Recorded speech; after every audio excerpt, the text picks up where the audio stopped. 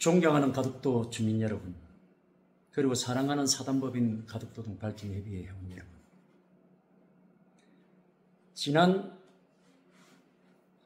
3월 20일 김진옥 이사장 직무정지 가처분 신청 사건이 법원에 접수되었습니다.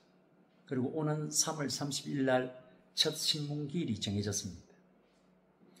그래서 어제 이사회를 긴급하게 저희들이 소집을 해서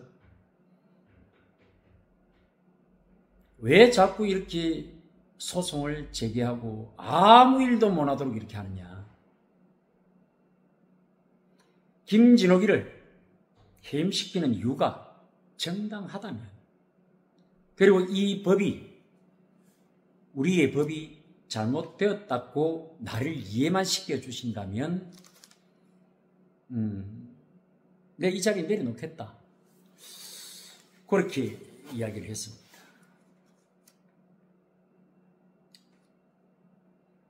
지금 우리 가덕도가 처해져 있는 상황이 정말 절체절명의 시기입니다.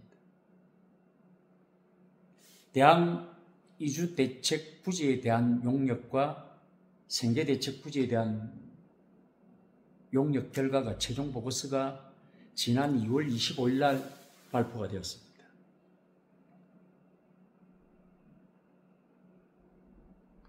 문제의 발단은 다른 게 아닙니다. 딱 이겁니다. 지난 2월 25일 날 그 중요한 용역 결과가 발표가 되었는데,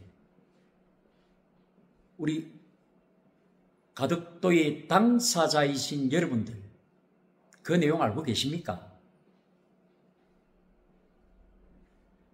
우리 가덕도의 생계의 터전인 바다가 다 없어지는데 어떻게 보상받는지 여러분 알고 계십니까? 사건의 발단은 바로 이겁니다.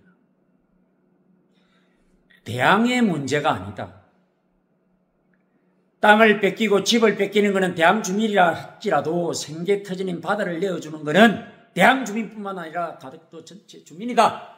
그래서 비켜서 있으면 안 된다. 같이 가야 된다라고 제가 이야기합니다. 그러니 2006년도에 김진옥이가 중심이 되어서 만드는 사단법인 발전협의회 회원 700명 가지고도 안 된다.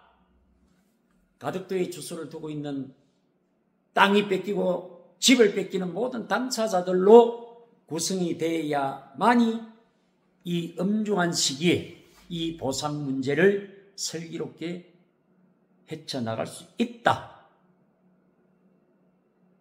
문제의 발단이 바로 이거였습니다.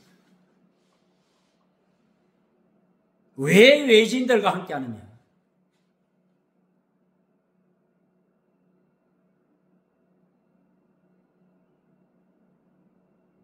니는 가만히 있어. 아무것도 하지 마. 대항 문제는 대항이 알아서 할 거야. 비근한 예로 가덕도에서 가정 매니지가 많은 공동 매니지입니다. 마을업 동서노총계 30.5헥타. 대항 신공항 건설로 대항 소형 선박 소유자들만 박살이 나는 것이 아니라 동서노총계 우리 어민들의 마을 공동업 이것도 박살이 난다. 그래서 대항만 앞장설 것이 아니라 우리 동설리가 주도적으로 나서야 합니다. 그래야 대항이 힘이 세진다. 청생도, 눌차도, 성북도 같이 가자. 그래서 국민권익위원회에 사단법인 발전협의회 이사장 명의로 건의를 하고 진정을 하고 신항만대에 잘못 약정된 그리고 아직까지 이행되어지지 않고 있는 그 부분을 저는 담보해 내려고 했습니다. 그런데 하지 말아요. 의논을 하려니까 참석을 하지 않아.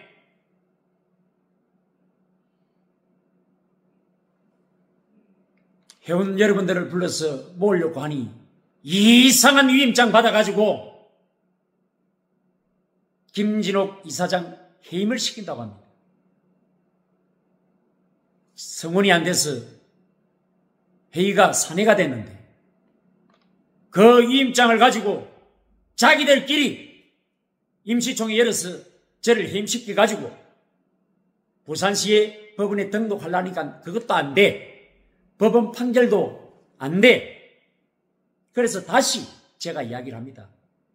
지난 금요일날 자, 문제가 너무 복잡하게 얽혀져 가니 이 모든 사건의 발단은 내가 잘못했었다. 내가 지도력이 부족했고 내가 좀 더 설득하고 내가 좀 더 고개 숙이면서 여러분들과 함께 했어야 되는데 내 부득의 소치다. 용서해라. 그러니 더 늦기 전에 대항이 5월달이 되면 보상을 받을 것이고 2주택지 용적이 나서야 그걸로 이주를 할 것이고 공사는 11월달 될 것인데 임시거주시설에 대항 주민들이 나가면 남아있는 우리는 어째되노 먼지만 뒤집어 쓰고 살까? 그 소음 진동만 들으면서 살까? 바다가 다 뿜어지는데 가만히 있을까?